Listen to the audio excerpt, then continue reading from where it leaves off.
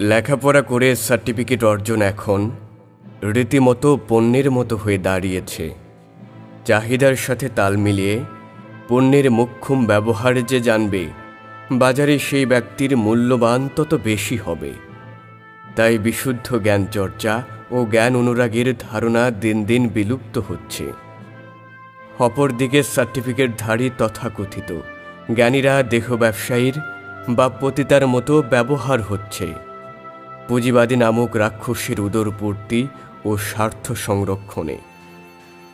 তাই পুঁজিবাদী যুগের উপযোগী কাগজে পণ্য, দক্ষতা ও দূরদর্শিতা দিয়ে যে তার হিমাগার পণ্য মজুত করে রাখতে পারবে, তারাই হবে হে সমাজের সবচেয়ে কদুরে মানুষ।